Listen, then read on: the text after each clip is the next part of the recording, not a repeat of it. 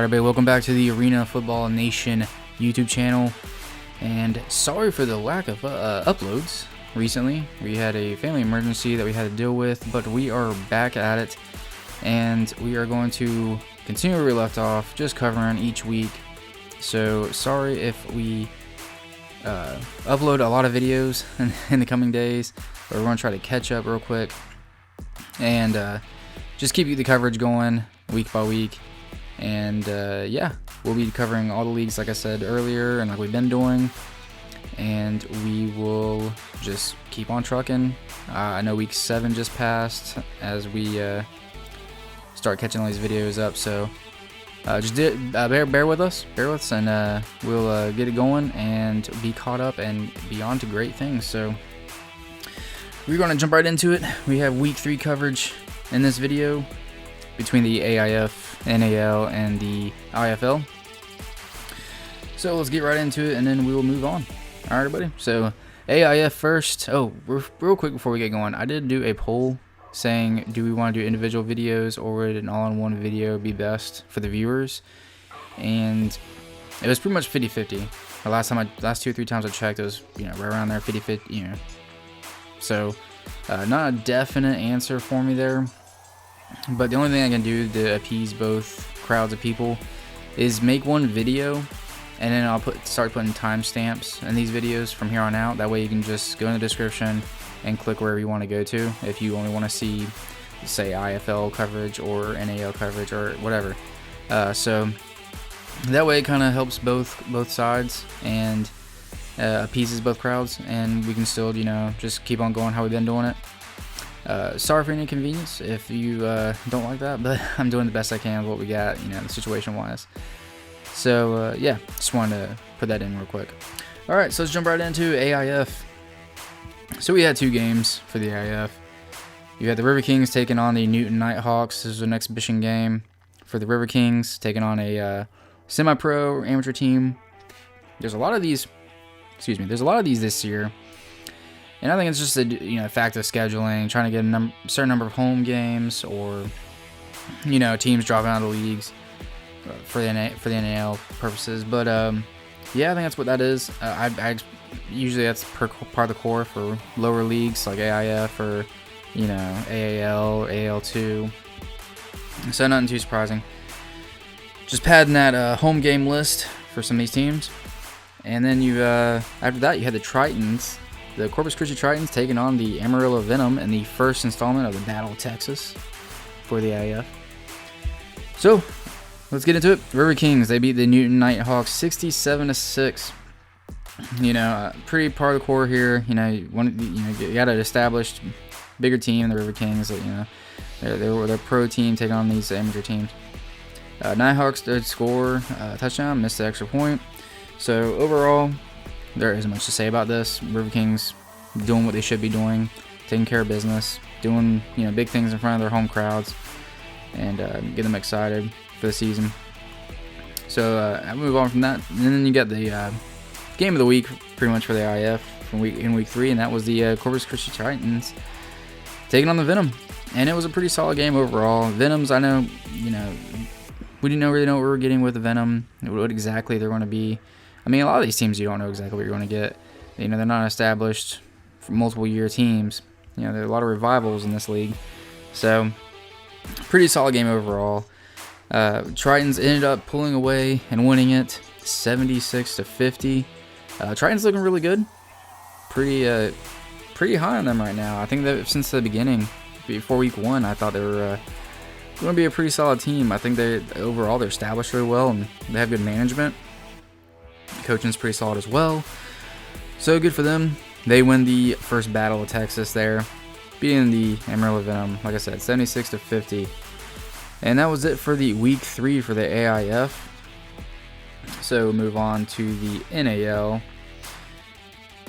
In the NAL, you had the Beef taking on the Spartans, and it was a pretty close game overall. At the end of the day, final score ended up being 45-32. Spartans look to, I think they're a sneaky team. Give it half the season, maybe even late there at the end of the season, they're gonna make a push and really be one of those teams competing for a playoff spot. They're coached really well. They got some boys on there that ball out, and really excited for them. I think they're just a team that's gonna be sneaky. They're gonna be at the end of the season right there. I think at the end of the day, Beef doing what they do best. They're winning games. They don't lose until somebody knocks them off. They just don't lose. So a good game by the Beef. Really like what they're doing over there. They're a great, solid franchise. Good things. Another game for the week 3, you had the Cobras taking on the Horsemen, and this was just the Horsemen coming back to Carolina and return the favor, and was there going to be issues there? And absolutely not. Cobras take care of business, beating them 42-6. Horsemen were lacking their quarterback that they usually have, so there's a lot of inconsistencies to that offense. A lot of issues there. Not to make an excuse for them, but you definitely could tell it wasn't the same Horsemen as the first time they played the Cobras.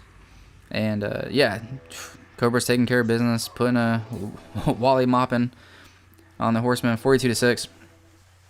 And just taking care of business at home. All right, and then that will do it for the NAL. You had 2 games in week 3, and then going into the IFL, you had, what was it, 1, 2, 3, 4, 6 games. First up, you had on Friday, March 29th, the Massachusetts Pirates taking on the Sioux Falls Storm. This is a home game for the Pirates. Pretty close game overall. A lot of great things to be seen in this. Pirates, they're just doing what they do. They're taking care of business, doing the best they can. Looking like a solid team in the East, let alone the IFL. Storm having an off year. They just lose this game 49-41, which is not normal for Storm. It's one of the perennial franchises in the league. A lot of history, a lot of winning in that team. So Pirates doing what they're doing, what they do best. They're winning, taking care of business at home, beating the Storm. And in the other game on the Friday night for week 3 in the IFL, you had the Frisco Fighters taking on the Gladiators at home. And the Gladiators, they put up a good fight every game. They're just, it looks like they're in it, but they're just coming up short. Too many mistakes, too many issues. Frisco looking like one of the more solid franchises in the league. A lot of winning they do there as well. Just haven't got a championship yet. But the Frisco Fighters end up winning the game 49-40. So, great game by both teams there. Low scoring game. A lot of the games have been low scoring. So, either way, Frisco gets the win there against Duke City. Then on Saturday, you had one game on March 30th, and that was the Sugar Skulls taking on the Northern Arizona Wranglers. And Arizona Wranglers, they're just really good franchise. You got a really good team overall. Really dominant, scoring a lot of points. Sugar Skulls, you got Billy Back coaching them up. I think they're going to come into the season and be pretty strong overall. So we'll see how they goes. And this game ended up being 54-48 for the Wranglers. Close game. Sugar Skulls right there in it. And Wranglers taking care of business, at home. They're going to be a solid, team to beat, making a push for the playoffs here in this year. So, good game overall. And then on Sunday, we had 2 games. First game was the Rattlers taking on the Bay Area Panthers, And Bay Area looks pretty solid too. Arizona, it was overall a low-scoring game, with the final score being Panthers win 47 to Rattlers 41. Panthers look great, man. Just doing a great job. Really looking solid. Taking care of the Rattlers. But it was a close game, so Rattlers are obviously no slouch. One of the better teams as well. A lot of great teams this year. This is going to be an exciting year for sure. But Bay Area taking the win in this one. And look for the next matchup to be even better. Next up on Sunday, you had the Sharks taking on the Vegas Nighthawks. And man, Nighthawks, they're just so improved. You really feel good for them after the slow start they had when they came into the league. And they just look so much better this year. They end up taking care of the Jacksonville Sharks 39-33. Sharks looks like they're just going to have a slow start going into this league. They have to make a lot of adjustments maybe. And just just looks like a fish out of water, if I do say so myself. They're definitely not the same team as last year. I fully expect it to be, a learning curve, a little bit of time for them to adjust. Maybe even San Antonio might be even in the same boat, coming from the NAL.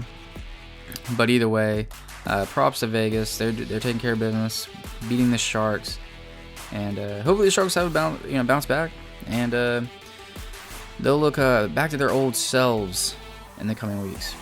And then to finish up week 3 in the Arenaball action, you had on Monday night, April 1st, the San Antonio Gunslingers taking on the San Diego Strike Force. And just this same story with this one as the Vegas Nighthawks. San Diego, usually a bottom tier team in the IFL, haven't been that great over the past few years. But this year, man, they're looking good. The coach has them, going in the right direction over there. They got some great ballers on that team. They're looking solid. It's good to see teams like that, where they turn it around and they really start having some, solid offensive and defensive approaches. And you just love to see it. The parity in this league is great, in my opinion. You love to see that kind of stuff. Me personally, I respect dynasties. I love that whole aspect of it. But even better is when you never know who's going to win. You just, every game's a toss-up when you come out, and that's just the way the IFL is set up. They have a good established league with some rules to help that happen. But either way, San Antonio looked pretty great. This is a high-scoring game with San Diego winning 69-61. San Antonio just seems to be in the same boat as the Sharks, making a learning curve, making some adjustments. It's only a matter of time with Coach Tomanos over there with the Gunslingers. They got a great franchise, a lot of good things going on over there. So I think it's just a matter of time for they definitely start winning. But came up short here against the Strike Force, and ended up being a final score, like I said, 69-61. High scoring game compared to most of the games in the league. That was a great game. Really solid game. If you haven't yet, go back and watch it. It was definitely a game to watch. One of the best of the year. Alright, so that will do it for week 3. And we have some standings to look at as well. And shaping up to be a great season, like I said before. A lot of parity in the league for the IFL, with the Nighthawks and the Strike Force maybe being some top teams in the West. And will Jacksonville and San Antonio, will they make the adjustments and turn the page on being the newer teams in the league, having a rough start? Either way, should be some great action for all of us involved. If you enjoy the content, I would really appreciate it if you'd like the video and subscribe to follow along for more. Like I said, we're going to catch up all the way to week 7 is where we will be when I upload these videos. So really appreciate all the likes, comments, subscribe, and all the good stuff. And I will see you in the next one. All right, buddy. Be safe.